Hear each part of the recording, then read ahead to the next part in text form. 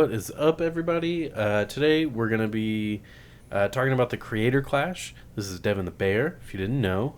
We're going to be talking about iDubbbz's Creator Clash, which is a different kind of YouTuber boxing event. I think we're, as a people, tired of seeing YouTube boxers. Yeah. At least it seems like that. I know I am. But what caught my eye with this event was it was approached very differently by iDubbbz and his team and everybody he got for the card. All of these influencers, because there's not just YouTubers, there's TikTokers and Twitchers and all those things. Yeah, it was a lot of content creator, content creator boxing that we've seen a lot. Like you said, we've seen the YouTube versus TikTok shit. We see Jake Paul everywhere now. We've seen Logan Paul in the past year fight Floyd Mayweather. I mean, it's literally everywhere at this point. And like, I know that when this first started, we were not fans of this shit. I'm still really not, to be honest with you. Like, it's a sport that should be taken serious. And I think iDubbbz did a really good piece to talk about why he hates influencer boxing. And I agree with what he said. You know, he's like, people have died in this sport, man, and we're over here just making a mockery of it. And it's like, we boxed for like a year, and then we feel like we can just call out top tier boxers. He's like, let's be real, like, that's ridiculous. And I really like his approach. This is what a lot of these people are doing, are also cash grabs. It's just modern day robbery that we saw with Floyd Mayweather. He was pretty much the godfather of that. It was just, you know, where he would just put on these events and just make $100 million easily, you know. And iDubbbz did this for the right reason, though. He did this for charity, and that's very commendable. And also what he did, though, that was very commendable, was he made sure that everybody on this event got training in, and he made sure that they were consistently training and they were working hard and making sure that these people that were fighting against each other were going against people about their same size. And it's like, dude, that's really freaking cool, you know? Like, I like that, as you know. Yeah, so a lot of the fighters that, or shouldn't say fighters, a lot of the people that were not on the card that you might expect in an event like this were specifically not on the card because they wanted money. They wanted too much money. Not that iDubbbz couldn't get it together to pay them. It's that he didn't want anybody who wanted that kind of money involved in the card. And I like that. As soon as you call someone out for being greedy, I'm with it. I like it. That's what I want to see. And that's why he didn't fight Ricegum, right? Yeah, Ricegum wanted too much money. Yeah. And he's a loser anyway. So the charities that people need to understand, this was a charity boxing event. So when we're talking about people wanting a lot of money, yes, all the fighters should have been paid. I believe they were all paid. Mm-hmm. And then the rest of the proceeds, including I think iDubbbz's payment, went to the American Heart Association and the Alzheimer's Foundation of America. So those are the charities if you want to look up. You know, make sure it happened if you don't believe them. I don't blame you for not believing them with this kind of stuff. But it was not bad. It was a pretty decent event. All the fights were actually pretty entertaining. And I think you saw what you would expect to see. Yeah. But what you didn't see was a lot of showboaty, overly aggressive people who thought they were really good boxers. You saw people who were not boxers, and they acknowledged that. Yeah, and they put in the time to become like kind of decent at the sport, you know. And that's for an amateur. And that's a compliment, you know. Yeah, like it really is. Like the level of respect they approached it with is really good, and that's kind of the overlaying theme that we're going to keep bringing up, is that it was just very respectful to what the sport is, kind of trying to bring legitimacy, the spectacle back into light. That it's okay for these people to do it, just do it the right way. Yeah.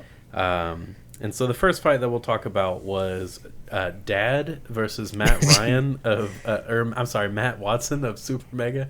Can you imagine if it was Matt Ryan though? Dude, I wish they would have made it Matt Ryan. Actually wouldn't. I don't know. He'd probably be twice the size of Dad. Yeah, but I don't know, man. Dad was pretty intimidating right out the gate. You saw this dude look like fucking Buffalo Bill. Yeah, and he's like, dude, shredded. Just like his hairline. Yeah. I don't mean to insult. Look at me. It's okay, dude. I just said he looked like Buffalo Bill. But yeah, he came out there swinging, and Matt Watson of Super Mega is not someone you would really associate with any kind of sport, let alone a combat sport like boxing. Yeah. But he went out there in blonde boy style. Yeah. And just got doing what blonde beat boys up do. on. Doing what blonde boys do. Yeah. But he got beat up on. It was bad. And it stopped within 2 minutes. 41 seconds. 41 seconds? Yeah. Okay. Yeah. I Fastest, knew it was within 1 minute, I thought, but I didn't want to be fastest wrong. knockout in YouTube boxing history. Yeah. Is what they're saying. And dude, I felt so bad for him. He got beat the fuck up. The second the first punch my dad landed, Matt didn't look like he knew what to do. He looked like he just was like, "What the fuck did I sign up for?" Yeah. Like he's like, "I thought this was a charity event," and Dad came in ready. He knew that what he was in there to do, and that was, I mean, because this is what we talked about as well, though. Is like, yes, this was a charity event, but these people knew that they were training to go in there and fight, and they were looking for that knockout. Like they weren't playing around with that shit. Like they knew that they were going in there to fight. This wasn't just they weren't wearing headgear, so they knew that it's like, hey man, this is my chance to really become, like, really put my name out there. Because some of these people that you like, you have to be kind of a follow a certain community to know some of these people are as well. Yeah. And speaking of knowing who the people are, Matt Watson's counterpart on Super Mega is Ryan McGee, who was in the next fight. He fought Alex Ernst. Yep. Who I'm not super familiar with. I'm very familiar with him. Okay. Well, I'm very familiar with Super Mega, so Yeah. we cover the blanket there. Yeah. That fight was pretty entertaining. I think that might have been fight of the night if they were to have one. Yeah, they threw down, man. They threw down from start to finish, all 5 rounds, and yeah, they slowed down quite a bit. Yeah. But I don't think their effort really ever slowed down. No, and I mean, they were going back and forth. Ryan showed a lot of heart, I think more than what people expected. He went in there and just did his thing, and Alex Ernst, I mean, you could tell, like, both these guys have been working hard. Like I told you when we watched the fight, is Ryan looks like he slimmed down for this fight as well, training. Yeah, I think so as well. He looked good. I mean, well, like, he didn't like look good, but like, you know, for but like still, like, I'm not trying, like, I don't want to downplay what he did though. I mean, he did a lot of things that a lot of these YouTube creators wouldn't have the guts to go in there and do for that amount of money at the same time, because they were to have a good conscience and to do that for charity. And so he went out there and took a punch and gave a punch every single time, or as often as he could, and it was really good. He did get knocked down twice. Yeah. I think that first knockdown, he was wobbled really bad and his gloves touched the ground, so they called it a knockdown. And the second knockdown, which was in like the 4th round, I think that was bad. Yeah. He collapsed. He was wobbly, dude. Like, but they went all 5 rounds, and it was respectable for that. It was you had Ryan bleeding at the end of it. He broke his nose face bad, covered in blood. Did you ever look up that picture of his nose? I didn't actually. No, I'll pull it up for you to show you, but it was rough, man. That nose was twice its size. It was huge. Like, I was like, dude, there's no like all this, man. But I mean, like I said, I mean, he fought through that, and he went out there and did what he could. So the other fight was the internet comment etiquette with Eric. He fought DJ Welch of Animators versus Games. And so yeah, I think this was the one fight that had headgear on, correct? Yes, it was the only fight that had headgear, and apparently a lot of people weren't happy with it. Right. I mean, don't know. At the end of the day, like, it's a charity event. These guys are trying to, I'm not gonna criticize people for being safe. For being safe when they are not boxers. Yeah, no, I'm not gonna put these people down at all. I mean, like I said before, it takes a lot to get in that ring, and that's what they do. They went in there dead. I think it's just a lot of people are really, really like hard on this fight, because I think they said this was actually the worst fight on the card. Yeah. But I mean, you know, you have guys that aren't pro fighters or actual amateur boxers going in there, and they're just trying their best to do what they can. So you can't really downplay that as well, you know. I think it was DJ Welch who won that one by a second round TKO. He was just the more active of the two, and you didn't see a whole lot of output that was successful from the internet comment etiquette guy. So he got a name. I don't want to say that again.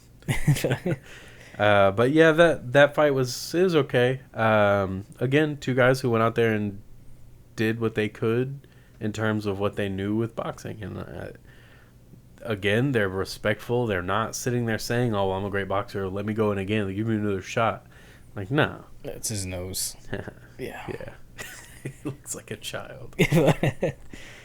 But then after that, you had Yodeling Haley take on Justa Minks. Yodeling Haley's a TikToker, and Just a Minx is a Twitch streamer, YouTuber, and I think I was not sure how that fight was going to go. It's the only female fight on the card, and you had, from the context that I had, because I don't really follow them, but from the context I had, the Yodeling Haley person has done athletic things before. She was a gymnast, I believe. Yeah, and then Just a Minx does not at all. But I think you see that in the fight, actually. I think it actually shows pretty strongly in the fight, because at a certain point, Just a Minx Minx would not pick up her hands. She would only do it to throw a punch and then go right back down. Yeah. And Yodeling Haley was just a little undersized, because I think she actually looked better than Minx did. Yeah.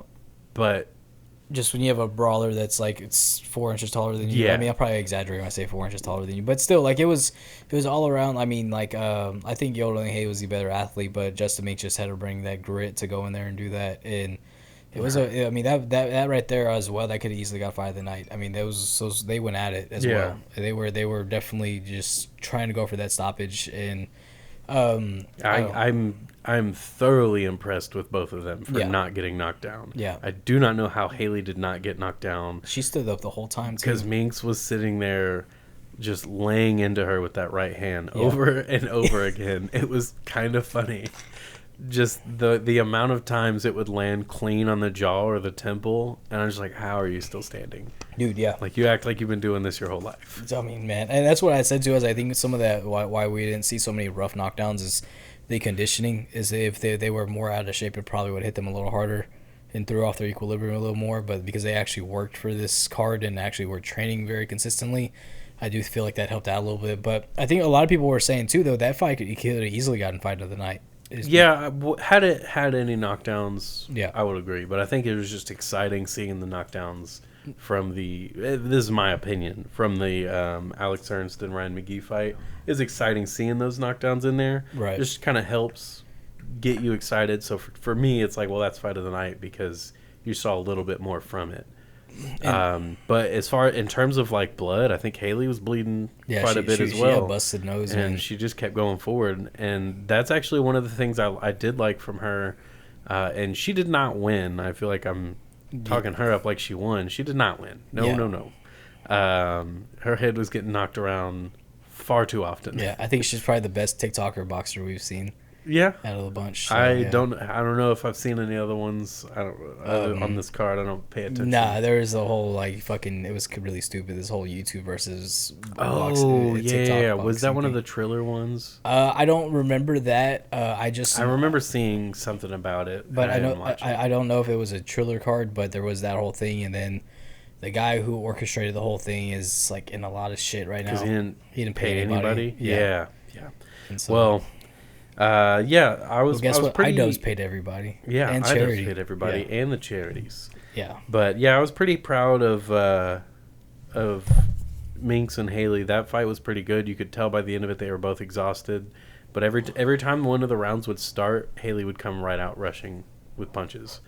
Every time, and I was like, I don't even know if I could do that. That's exhausting. Yeah, especially when every time you do it, you get hit in the face. Yeah, pretty tough.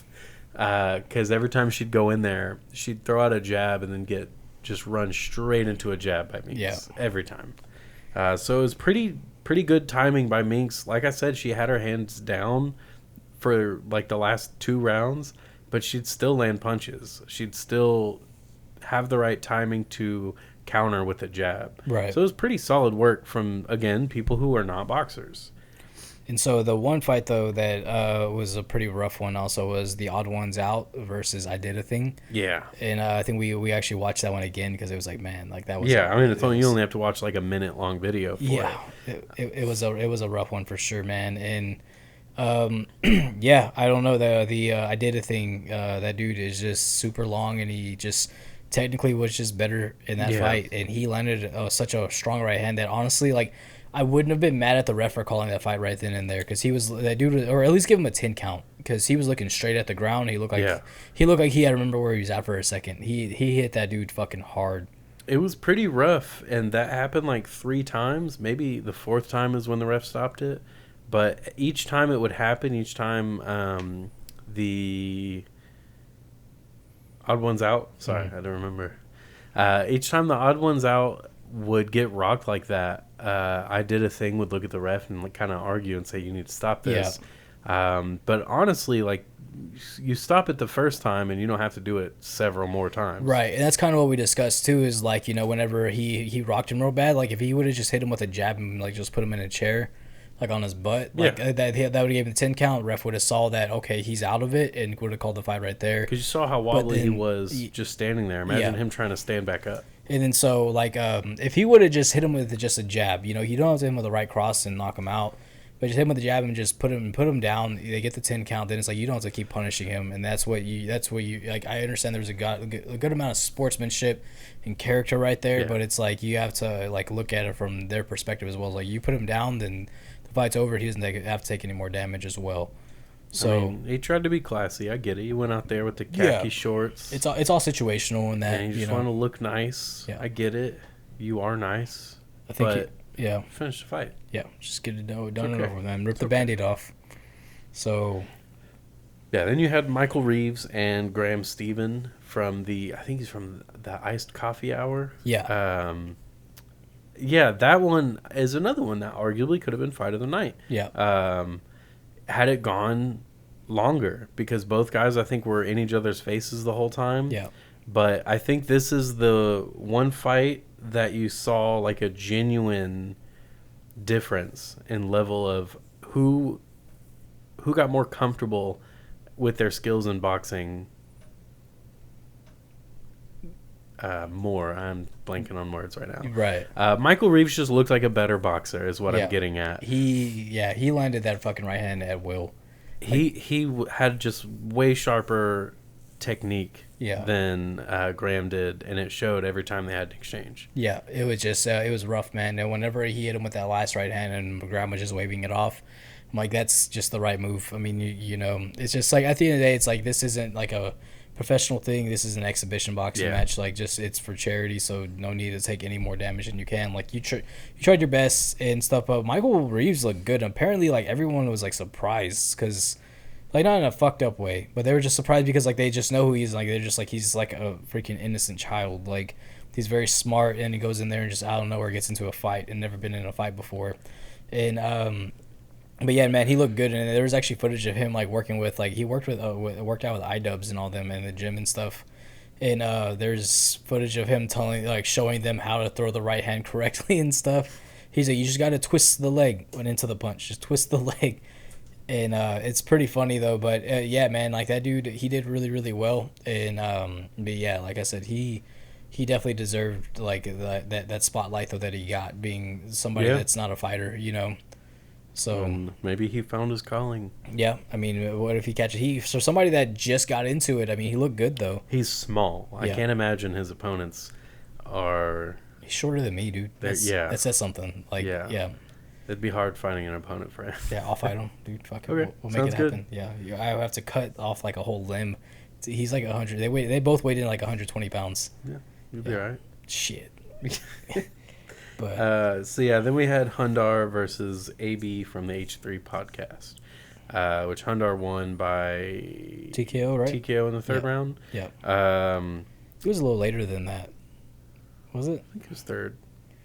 But I'm not sure, but this fight though was a good fight as well though. Yeah, it was pretty good. This is one where you really could tell both guys took it very seriously. Yeah. Hundar's obviously somewhat of an athlete. Yeah.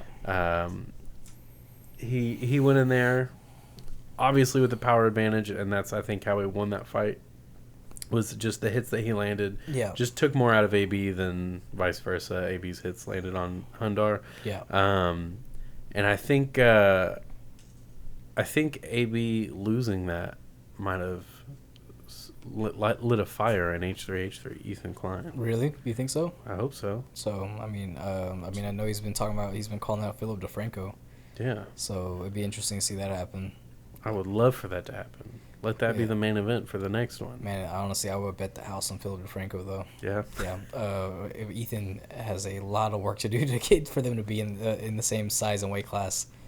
But he talked like he what did he say the other day? Because like, he's been trying to eat better and shit. And he did something. He's like, yeah, man, like I just couldn't sleep. Like I was eating good, and then I just woke up and made a frozen pizza and ate the whole thing. And they were like, Jesus Christ, man. And but yeah, I mean, we'll go into this one though. Like you see Hundar, and like he obviously he works out a lot, and AB was in pretty good shape, but he wasn't in like this kind of shape. Yeah. But still, he showed a lot of heart. I mean, a lot of people were really proud of how good he did compared and just hung in there and did the best that he could. But Hundar, whenever it comes to, he's already accustomed to working out. He's accustomed to training. So having to switch it up, there was an adjustment for him. And I remember watching something of him talk about it. There was an adjustment, but once he got that flow and that rhythm going, I mean, he was good to go. He was a little more like tighter. He wasn't as fluid with his punches, you know, just because he works out, like he lifts weights and stuff like that. So it's very different to gravitate from that to boxing. But I mean, I'm not surprised that he won in the way, just because that was the whole ideal too, was that AB was the underdog going into this fight, and it was kind of like the obvious underdog because you had Hundar, who was just somebody who's always in the gym and always training, always working hard. So, but either way though, man, it was a good fight though. Yeah. So for the co-main event, the co-main was the heavyweights, which is so weird to think that Aaron is a heavyweight, but he is. But Aaron Hansen of Game Grumps took on Harley from Epic Meal Times. Yeah. Yes, they're in the same weight class somehow. Like Harley's what, like 6'8"? He's tall. I don't know, but I think tall. he's 6'6". Because so leading into this one, what's it called? Like it was Harley actually did a little mini documentary on his journey leading into this fight, and he was like, I didn't know I was at this point in my career to be doing YouTube boxing, but I guess this is where we are now. And he started he started training at some gym over there in Canada where he's from, and I don't know where Sam Hyde reaches out to him and was like, hey, let's link up, let's train you. And then he was like, send me your sparring footage, and he sent it to him. And it was kind of different seeing Sam Hyde in this light as well, though. It's kind of that's why at first, like, I didn't know much about him. I was like, he seems like an all right guy. And but he sent him his sparring footage, and then that's when Sam was like, look, man, like, the guys you're sparring against, like, you're a lot bigger than them. Like, he's like, yeah, I can tell you right now, those trainers really don't give a fuck about you. Like, they're just there to get a check. And he was like, you could just tell that they're just giving you very basic stuff. He's like, for somebody who's been training as long as you have, like, you need to really reel that back, and you just need to come over and train with me, which Sam Hyde is like 6'4". He's roughly the same size as Aaron, and he trained with him for this fight. And so when the fight happened, though, I mean, you just saw Harley just really, it was crazy to see him not use his size and make it a phone booth fight, though. Yeah, he went out there and fought like a technical, smart fighter. Yeah. Would fight is in terms of what he's capable of doing in a boxing ring. Yeah. But he took his time. He didn't exhaust himself. He didn't go out there trying to use his size and power to just finish the fight early. He went out there and paced himself, and Aaron did his best. Yeah. I mean, he did what he could, and then at one point, though, he just became a punching bag. Yeah. You know? But, yeah, man, Harley looked really good, though. Also, I was happy I've been watching Harley, dude, since I was, like, 14. And so I was, like, when I was watching, I'm like, what the hell's going on right now? And apparently when he started doing Epic Meal Time, he was in, like, really good shape, too. He was an EMT. He was working out a lot, then just put on weight over the years. And not just that, but also I think he had the call-out of the year, man. Who did he call out? He called out Dr. Disrespect.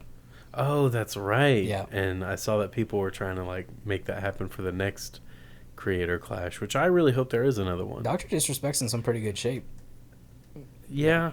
Yeah. But he's not like he should be happy this isn't kickboxing. Yeah. Take a leg kick, he'll fall over. Which was a Disrespect? Yeah. He's not a tall, skinny dude. Like, his legs are skinny. Yeah, I could see him being prison built, but yeah, man, Disrespect's in some pretty good shape, but I don't know if he does it though. If he actually makes it happen. I don't know if he does it. I would love it for him to do it, but I don't know if he would. He'd have to break character if he did that. Couldn't wear the wig and the sunglasses. True. He doesn't like to break character. No, he does not. But yeah, he's what's it called? He called him out, and I think that'd be a fun fight. Just to do another creator clash as well. But Doctor Disrespect's pretty big too. Have you seen him? Yeah. He's like over 6'5". He's roughly the same size as Harley, probably a little bigger. And so we'll see, man. Hopefully. Yeah. That's a shout out to Aaron for trying his best. But I don't know if it was just that Harley took it more seriously. It took his training more seriously. I couldn't say as far as that. I know that Aaron talked about not eating as unhealthily as he did. Mm-hmm. But I am not saying I don't believe that. I'm just saying, did you? But like, I know that. But so one of the things to know too, though, is when it came down to Sam Hyde coaching Harley, though, like he took it very, very serious, and so like that's what was kind of different about seeing. The thing though is like you saw a different light of Sam Hyde that nobody's really seen yet. Even more, more of a light than what iDub showed in his documentary about him, and because the whole time Sam was just trolling him the whole fucking time. But with this one though, is like Sam Hyde like legitimately cared about making sure that Harley wasn't gonna go in there and get embarrassed, And, which I don't think he did. I think he impressed me. Just yeah. the style of fighting that he chose to do is not what I expected, and I was pretty impressed with that. It was the feel-good moment of the night. Yeah. Yeah. I think the highlight of the whole night was Aaron and cornrows. Yeah, that was different. That was hilarious. But yeah, that takes us to the main event. iDubbbz took on Dr. Mike, which again, that's a matchup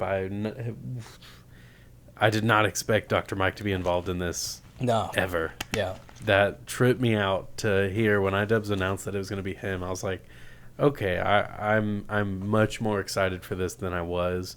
Oh, and that reminds me, one of the people that's not on the event, he pulled out due to injury, was Chills. And I was pretty upset because I really wanted to see him box. Chills is the Burger King foot lettuce guy. Burger King foot lettuce, number 15. You've never heard this? No. Oh, my God. Shame. Everybody shame Dev in the comments. Jesus, man. Let him go crazy, dude. Please. But he was supposed to be on the card. Anyway, so, yeah, iDubbbz and Dr. Mike fought, and it was pretty good. iDubbbz was getting punched around for a bit, but he never went away. He landed some good shots too. Yeah, and he went to the body a lot, which I thought was pretty cool because we saw that a couple times throughout the night, but we didn't see anybody like really look like they were trying to implement a game plan. They looked like they were just trying to do what they did in practice. Yeah, but iDubbbz looked like he had a game plan, which was to go to the body, mix it up, go to the head, but really try to play the long game with Dr. Mike because obviously Dr. Mike is more athletic and stronger. He's been training in boxing, but like fitness boxing for like 10 years. Yeah. So it was cool to see iDubbbz go in there. This is like something that I think if you follow iDubbbz, this is something he's been talking about for a long time, and you finally get to see what he means when he's very serious about this, and he's been training for a long time for it. That man's got a thick neck now. You notice that? A little. Yeah. He's just not as skinny as he was before. He's got a little belly on him now, dude. And so, but it's a good thing though. He put on some weight. He was training hard for this fight, and that very much could have been what stopped him from getting knocked out. Yeah, I think that's really what I think it was. Is he wasn't just some noodle going in there that didn't know what Matt he was doing. Was. Yeah. Like that's what the fight would have looked like. It was somebody like if he would have not trained for this fight, but he took it serious. And like I remember when we first watched that and he first showed me that, like I respected the hell out of iDubbbz after that. Oh, like the training videos. Yeah, watching him actually talk about it and talk about how hard he's been training. Like he wasn't able to put out as much content because of the fact that he's been working on all this boxing shit so much. He got LASIK for this. Did he really? Yeah, he got LASIK surgery. The glasses was like his trademark thing. Yeah. Like that's his thing, was messing with his glasses and just having the giant glasses on his face. And he got LASIK. He sacrificed that for this. So yeah, I definitely think it was really cool. Dude. But yeah, man, it was a good fight though. I mean, iDubbbz stayed in there the whole time. You saw when it came down to it that my Dr. Mike was obviously way more conditioned for it. iDubbbz was exhausted by the end of this fight. And like when you talk about like him going to the body a lot to try to tire Dr. Mike out, The one thing I noticed though is each time he would go to the body, like he wouldn't have any type of guard, and it was just he would just get hit with a huge right hand after. Yeah. And it's like I don't know, man. It doesn't even seem like it's worth it to go to the body anymore. No, but it was cool to see a game plan attempt to be made. Yeah, and that's what nice. he said that. I remember I watched him talk about it, and after it was done, and he had like 2 black eyes and stuff, and he was like, yeah, we did that, and then he was just talking. And what else did he talk about? He said the game plan was really to try to get Dr. Mike tired as much as they could, and then that's when they would go for the kill, because he was like, I really wanted the knockout really really bad. He's like, but I couldn't get it. And but either way though, I mean, there was some stuff, Dr. Mike did the fake love touch jab to iDubbbz, and Dr. Mike did get a little bit of shit for that after. But even iDubbbz says, like, when it came down to this is a competition, he's very competitive, and I don't take it personal. Like, I'm going in there to do the same thing to him. I want to see iDubbbz in there again, and I want to see it against someone more his. That's what he said that too. He was like next time, like he said he's gonna get somebody roughly more his size, because Dr. Mike is like not just bigger, just a bigger person. Yeah, he's a lot bigger than him, and so I think if iDubbbz was going against, because like he hit him with some good shots, and I think if iDubbbz was going against somebody his size, we probably would have saw a stoppage. I'd like to have seen it, but yeah, Dr. Mike went out there. He looked good. He got the win. He's in phenomenal shape. Yeah, that's what he's known for. Yeah, dude, sexiest doctor alive. That's what they say. They almost got Anissa on the card too. Oh really? Yeah, she was gonna box, but I think she was in sparring, and they were talking about this on the H3 podcast and stuff, and they pretty much said like there's 2 types of sparring people, like one person that doesn't like that goes for the kill, one person that just kind of sits back and actually tries to like learn from it. And so she used to play like hockey and lacrosse in high school. I didn't know this about her, and that's what Ian and her were talking about. And she talked about how she was like trying to go for the kill and sparring against a lady who had a lot of experience, and the lady hit her with a huge right hand and gave her a concussion and shit. Oh. And so, but she was like, "Look, it's sparring. Like it's fair game. If someone's going that hard, that's gonna happen." Yeah. I've been there myself. And so, like, but because of that, they went to the doctor, and the doctor was like, "You should not do this boxing tournament." Like, she was still training and stuff, but she was like, "I knew that I couldn't compete in this because of that." The doctor like specifically said, "You should not do this exhibition boxing match." And stuff, because like whenever they were like, yeah, she was like, I've had a lot of concussions. They're like, what the fuck? And so that's what they're like. She's like, I used to play sports back in high school, but that would have been interesting to see though. And I'm hoping there's more women's fights on these cards as well too. Yeah, it'd be. Again, it's all about entertainment at the end of the day. Yeah, they fought harder than Rose Namajunas and Carla Esparza. Yeah, it doesn't take much, though. No, it does not. And I'm sorry if that insults people. So, Creator Clash, the whole event of nothing but people who are strictly not fighters, went out there and fought better than Carla Esparza and Rose Namajunas. Yeah. Which was a title fight in the UFC. Yeah. And that was the Creator Clash. Yeah, but yeah. That's the note we'll end on. I don't know, like what we said though, man. I respect to those people, and I admire how much respect they gave to the sport of boxing. That's very important, and I respect how much time and effort they put into being as close to as technically sound as they could, And so I'm excited for the next one, and hopefully iDubbbz is boxing on every single one of these cards. Yeah, I would love that, and maybe you guys will help us and follow us and make us popular enough to get on the card. Yeah, they're looking for content creators, and we would love to be on that card. I think it would be fun. I create content. I could see sorta. Zach versus Aaron from Game Grumps. Oh, dude. Yeah. I'd do it. You do it? See, look at that. I would absolutely do it. Yeah, I think I'm too fat, so they would. He's 0-1. I'm 0-0. Yeah, make it happen. Perfect. Someone's one. Call the card redemption. Redemption. Yeah. I mean, I think Aaron could use a little bit of redemption after that one too. There you go. So make it happen.